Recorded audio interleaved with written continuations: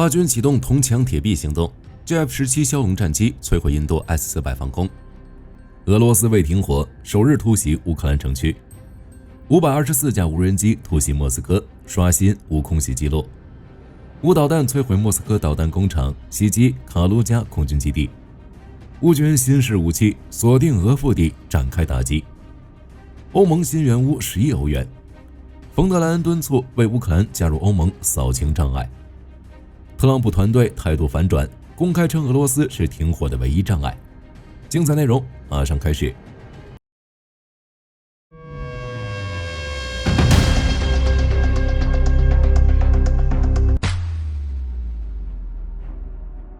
根据巴基斯坦国家广播电台5月10日报道，在当天凌晨，印度对巴基斯坦境内3处军事基地发动袭击，在袭击中使用了空对地导弹和无人机。巴基斯坦在袭击中损失了大量空中力量，其中包括巴基斯坦首都伊斯兰堡附近的努尔汗空军基地。袭击发生后，努尔汗机场周边地区全部断电，周围一片漆黑。印度消息人士称，在5月10日凌晨，巴基斯坦对印控区发动炮击，造成1名印度高级官员阵亡，随行的2名工作人员重伤。与此同时，为了回应印度新杜尔行动，巴基斯坦军方宣布启动代号为铜墙铁壁的军事行动，安全部门还关闭巴基斯坦全部领空。根据报道，此次袭击将针对印度境内多个目标，目前正在对印度古吉拉特邦、安巴拉以及加朗达尔等多地的空军基地发动空袭。巴军战机也已经进入印度空域，印度方面对此暂无回应。在首轮行动中，巴军打击了印度旁遮普邦的一处导弹储存设施。另外，根据巴基斯坦媒体报道，巴空军还在西亚尔科特附近地区再次击落一架印度阵风战机，同时俘虏了1名隶属于印度空军第17中队阵风战机的飞行员。目前，印度方面对此暂未回应。与此同时，当地时间5月10日上午，巴基斯坦军方称，空军 JF-17战机发射高超音速导弹，摧毁印度部署在阿达姆普尔的 S-400防空系统，单套防空系统价值约15亿美元。针对该消息，印度外交部和军方举行联合发布会，称巴基斯坦试图持续进行恶意的虚假新闻宣传，声称印度 S-400被摧毁以及苏拉特希尔萨的机场受到打击，印度明确予以否认，称此类消息为假消息。截至目前，除巴基斯坦媒体以外，火力军尚未见到其他信源证实印度 S-400被摧毁。另外，值得注意的是，根据火力军的了解，JF-17战机所装备的导弹中并没有高超音速导弹，而在巴空军所装备的导弹中，最有可能的是 CM-400AKG， 这是一款超音速空地导弹，最大射程200公里，最大速度可以达到 5.5 马赫，更像是一款空射导弹。在印度和之盾2023演习中， JF-17战机曾发射 CM-400AKG 导弹压制 S-400防空系统。不过在这场演习中，巴空军还使用了 DA-20 电子战飞机进行电子干扰。关于 JF-17摧毁 S-400防空系统的消息，火力军将持续关注。在波罗的海3国全部都禁止航班前往莫斯科的情况下，菲佐于5月9日成功抵达莫斯科，参与俄罗斯阅兵仪式，成为唯一出现在莫斯科的欧盟高级领导人。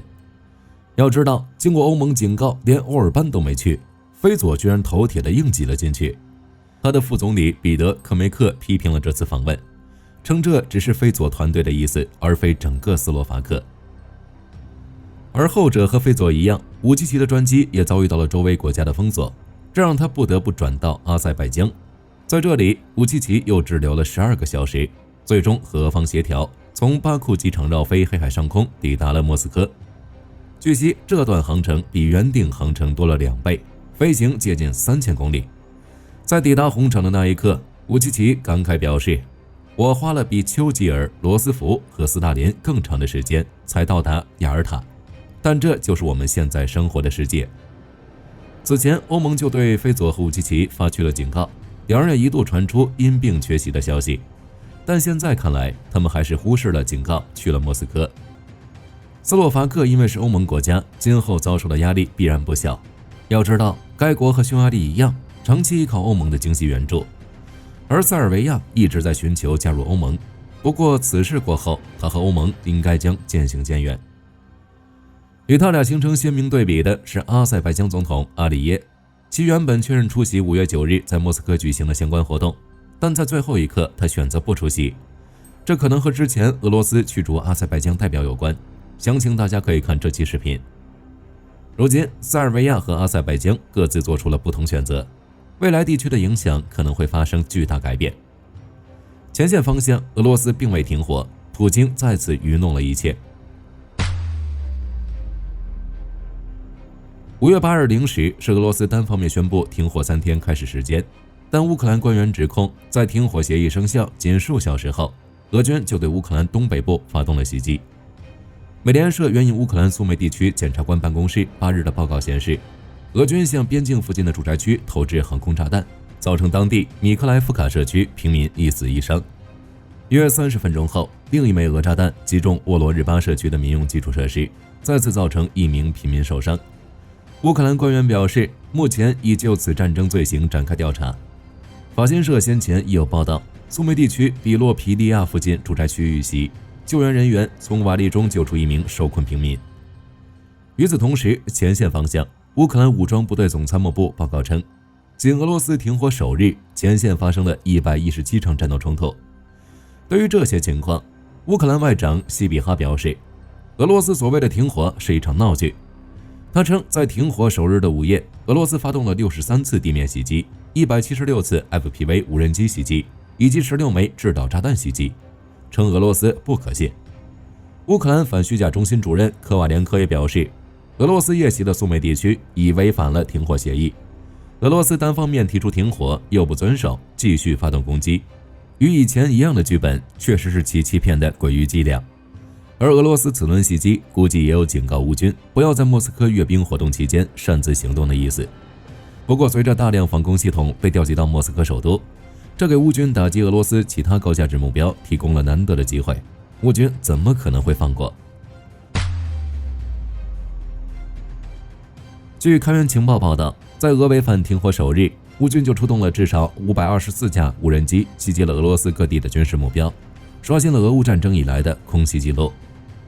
虽然俄国防部发表声明称击落了全部来袭的乌军无人机，并拦截了5枚海王星导弹、6枚 GDAM 炸弹和2枚海马斯弹头，但从披露的视频看，俄罗斯各地还是传出了不同程度的爆炸声。如图拉州的 SPLAV 工厂、俄罗斯唯一的 GSV 光纤工厂等就遭到了2次空袭。又或是奥斯特频道称，数十架乌军无人机打向了莫斯科西部40公里的洪兹纳缅斯克，目标直指当地的巴扎尔特导弹工厂。在与俄防空部队激战后，该工厂附近闪出了剧烈的火光。据悉，巴扎尔特是俄罗斯最重要的国防工业之一，专门为俄军开发和生产各种类型的导弹，包括航空炸弹等。除此之外，乌克兰还向俄罗斯卡卢加州发射了无人机群，随后就传出沙伊科夫卡空军基地遇袭的消息。当地人表示，在机场附近看到了燃起的火光，并伴随数起巨响。据悉，该基地停放着俄军的图22战略轰炸机。自开战以来，俄军大多数战机都是从此地起飞空袭乌克兰境内的，这次正好趁俄军防护空虚，端掉了这个基地。俄罗斯其他各地区也同样遭受了不同程度的空袭和损失，火力军就不一一列举了。但乌军空袭所带来的影响是巨大的。如军媒的报道称，在乌克兰的频繁空袭下，俄罗斯各地的机场都实施了临时的管制措施，其中影响最大的是莫斯科茹科夫斯基国际机场。由于无人机的威胁，该机场被迫启动了地毯防空模式，全面暂停了航班的进出港。与此同时，俄罗斯的第2大城市圣彼得堡也出现了类似的状况，当地的普尔科沃机场发生了最严重的拥挤状况，因为许多从莫斯科机场起飞的航班都被迫转移到了这里。从现场披露的视频看，机场跑道上都形成了交通堵塞，不同的飞机正在夹缝中寻找降落点，而机场大厅则挤满了滞留的旅客，人们纷纷在等待航班的恢复，有的则选择退票，但同样需要大排长龙。据不完全统计，至少有350多个航班延误或取消，这也刷新了俄乌战争以来的记录。俄罗斯官方随后回应了机场关闭一事，承认航班曾一度延误，但强调目前已经恢复了运营，并保证莫斯科将绝对安全。然而这还没有完，乌克兰还果断亮剑，展示了新型武器 FP1 无人机，可以直接锁定俄腹地进行打击。乌克兰所展示的 FP 远程攻击无人机，从外观看，它长得十分像德国的金牛座导弹。难道德国在提供金牛座导弹前，已经暗地里向乌克兰提供相关技术了吗？要知道，前2天，德国新任总理梅尔茨在出访法国期间就直言，泽连斯基完全可以信任他和德国。FP 无人机据悉由乌克兰与捷克公司 UAC 研发，相较于乌军现役服役多年的 PD-1 无人机， FP 在航程与承载能力上均有显著提升，其射程可达到1600公里，完全可以覆盖莫斯科。弹头则重达120公斤，使其成为乌军打击俄境内战略纵深目标的潜在新杀手锏。而在胜利日这个节骨眼上，乌克兰展示这样的武器，无疑极具针对意味。福布斯新闻报道称 ，FP 无人机的生产实际上从去年就已开始，并已投入了实战。其最大的设计特点在于取消了传统的起落架，改为倾斜发射架发射，并通过机身装载的火箭助推器升空。这种设计的好处是可有效减轻机体重量，节省内容空间，进一步提升了航程与承载效益。如美国军工企业克雷托斯开发其女武神攻击无人机时，若增加起落架版本，其承载能力便能从4枚约453公斤的炸弹减半至2枚约227公斤，也间接印证了无起落架设计的优势。乌克兰战略工业部副部长沃兹迪亚尔表示，FP 的出现反映了乌克兰为满足远程打击需求而做出的努力，又是一项可与合作伙伴分享的成果。此前，乌军曾将诸如 AR 等运动型小飞机改装为远程攻击无人机，但这样的魔改成本效益不高。而 FP 这类专为单程攻击任务设计的自杀式无人机，无需返航，一经发射便直出目标并引爆。除了 FP， 乌克兰还展示了其他型号的国产无人机，如同为 UAC 公司研发的布拉瓦攻击无人机，即可携带 3.6 公斤的稳压弹头，打击60公里内的目标；又或是白蚁地面无人载具，其载筹能力达300公斤，作战半径20公里，已被乌军用于搭载重型机枪等任务。这些展品共同彰显了乌克兰在不对称作战中的持续创新能力。对基辅的支持目前已成为欧洲一大潮流和趋势。如德国，梅尔茨政府向乌克兰提供了新一批援助，囊括了装甲战车、弹药、无人机等装备。又或是欧盟根据七国集团 ERA 倡议，向乌克兰交付了第4笔10亿欧元贷款。据悉，这笔贷款由俄罗斯冻结资产收益做担保，乌克兰无需偿还。这笔资金将用于对乌克兰的各项支持。到目前为止，在乌克兰境内投资市场的国际军工巨头已经增加到超过40家，包括诺格、诺马、雷神、BAE、莱茵金属等等。此外，欧盟主席冯德莱恩还强调必须为乌克兰加入欧盟扫清障碍，因为乌克兰加入欧盟是乌克兰和欧洲实现公正持久和平的最佳保证。冯德莱恩还表示，和平必须按照乌克兰的条件进行，否则历史可能会重演。不公正的停战协议只会引发俄罗斯更严重的侵略行为，因此他呼吁欧盟成员国继续为乌克兰提供军事支持，并关注乌克兰和欧洲国防工业的整合，特别是将乌克兰国防工业下达订单，将实际援助价值再提升1倍。对于欧盟的大力支持，乌克兰国家银行行长安德烈·皮什尼表示，正探索用欧元取代美元的可能性。他称，将格里夫纳与欧元挂钩将有助于乌克兰加入欧盟。不过，对于欧盟大力支持乌克兰的做法，5月8日，匈牙利总理欧尔班继续进行着猛烈抨击。他称，乌克兰拥有欧盟40%的可耕地，一旦乌克兰的廉价农作物充斥市场，将严重损害欧盟农业，并耗尽欧盟资源。然而，欧盟还要给乌克兰数十亿美元发展资金，匈牙利对此反对，并拒绝为乌克兰的破产买单。同时，欧尔班还抨击欧盟终止进口俄罗斯天然气的计划，称这将导致欧洲破产，并给中欧家庭带来负担。自俄乌战争以来，欧尔班就不断批评欧盟各种政策，而且坚决不执行，又阻止乌克兰加入欧盟，还不断要求欧盟解冻援助匈牙利的资金。大家认为，最终是欧尔班如偿已愿，还是以欧盟领导人强力支持乌克兰结束？若是后者，以欧盟的体量和工业潜力，那留给俄罗斯的时间不多了。另一方面，特朗普团队态度反转，居然公开称俄罗斯是停火的唯一障碍。乌克兰会议最高拉达于5月8日批准了美乌矿产协议，且该文件得到了338名议员的支持。而拿到矿产协议好处的美国对乌克兰和俄罗斯的态度有了微妙的变化。如特朗普特使凯洛格就公开宣称，俄罗斯是乌克兰和平的唯一障碍，称俄总统普京总是拒绝妥协。又或是美国副总统万斯表示，俄罗斯的无理要求太多了，称乌克兰和俄罗斯的要求和现状存在很大差距。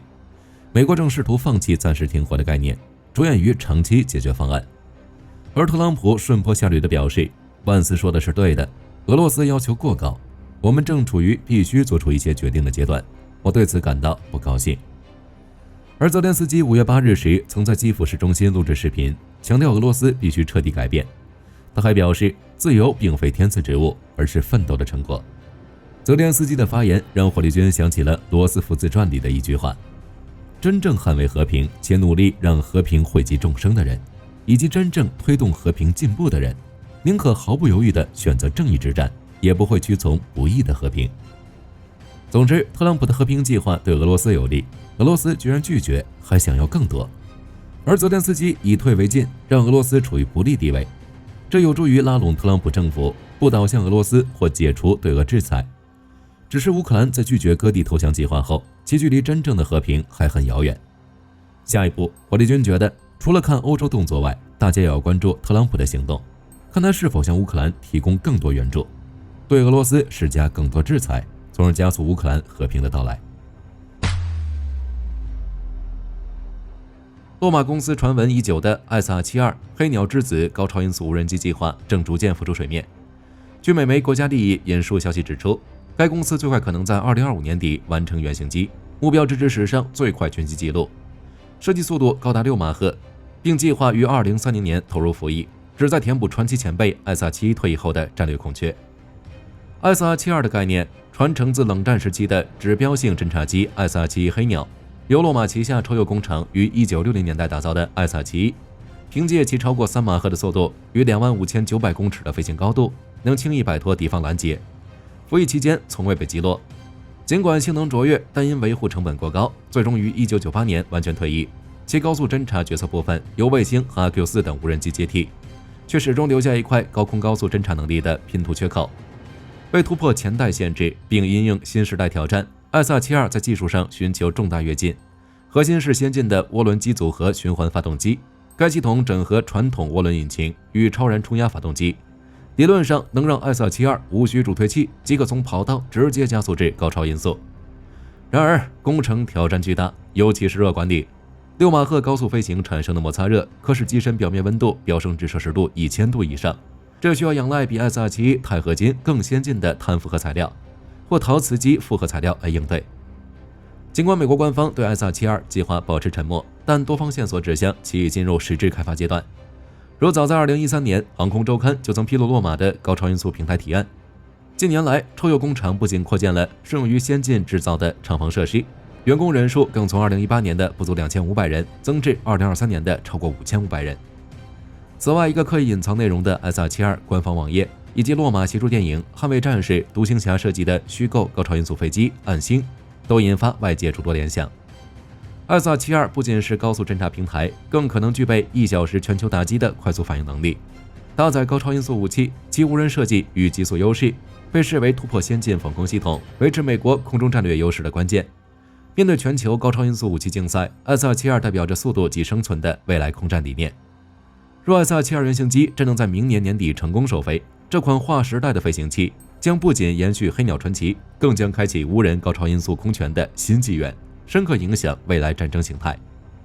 好了，本期节目到这里就结束了。乌克兰能否顺利加入欧盟？特朗普是否会为了加速和平到来向乌克兰提供援助？欢迎在评论区留言讨论。我是火力军，下期再见。